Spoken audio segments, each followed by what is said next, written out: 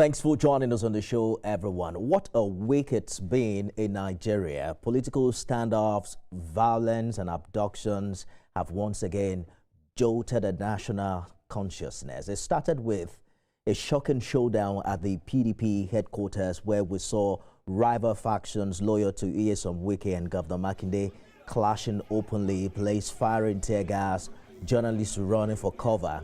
A political party secretariat turned into a war zone earlier this week, a reminder that even our politics is struggling to stay civil.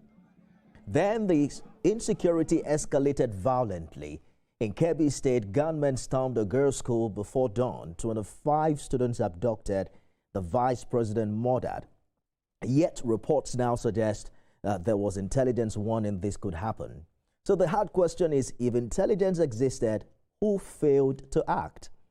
Just days later in Kwara, a church service streamed live became a scene of terror.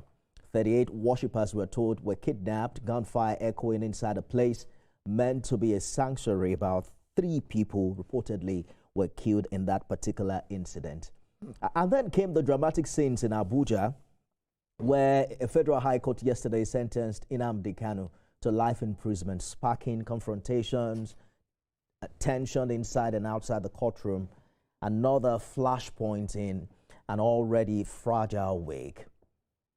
And then, as if Nigeria had not endured enough, Friday morning delivered yet another blow. Just a day after a U.S. Congress public hearing on Christian persecution and genocide in Nigeria, we woke up to the news of yet another school abduction, this time at St. Mary's Catholic Primary and Secondary Schools in Papiri in Niger State.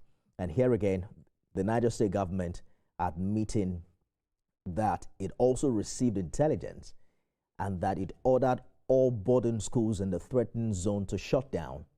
But St. Mary's School reportedly reopened without clearance. And the attackers, we are told, struck between 1 and 3 a.m., taking students, teachers, and even reportedly killing a security guard. All of this sparked a major reaction in Abuja. President Tinubu cancelled foreign trips to South Africa and Angola, reportedly to receive fresh security briefings.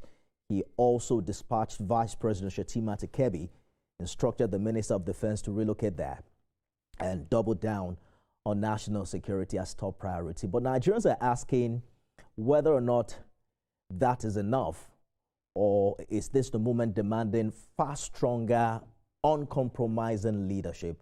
How are terrorists still succeeding even when intelligence exists? Why are schools allowed to ignore such security directives? And how long will this cycle of warnings, negligence, and tragedy continue?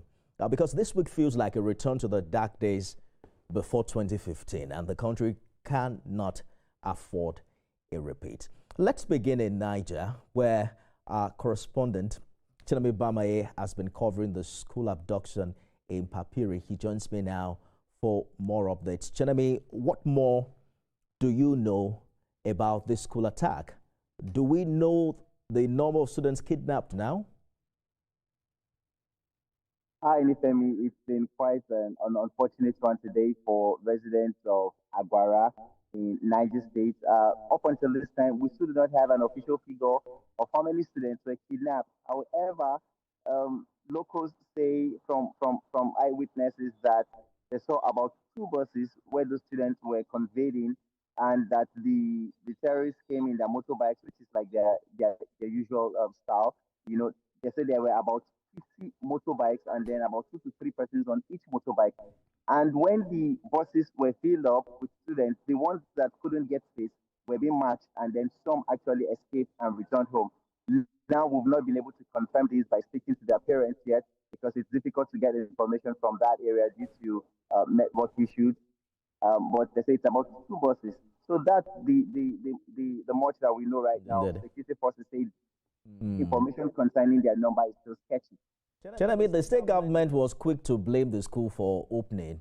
They claimed that they had an intel of a possible attack in the zone. Can you confirm if there was a circular to that effect, and did other schools in the region open? Now, I've been asking some questions if there was a circular to that effect. I've not seen any statement as such. You know, the closest I've heard is that it's been a long-standing rule because insecurity in this area has been been on for a very long time. I'm talking even before this present administration came in, and the, I spoke to one of the locals today, and he said their kids are going to school. That other schools are open in that area too, But I think probably the instruction was to boarding schools, and this particular school is a missionary school. It's a private school, and even the location. If you know anything about how missionary schools are built, they usually go to secluded area, and then development eventually comes to those places, and that's why probably it was easy for attack. And something you must note again is that though it's a missionary school, children from different family backgrounds and faith attend their school too, including Muslims and Christians as well. So I guess that's why it was easy for attack. But I've not seen any secular um, instructing schools not to open. More than 12 hours after that incident, we do not know and we cannot yet verify the number of students abducted. Hinabibama, you're live for us in Mina. Thank you for the update.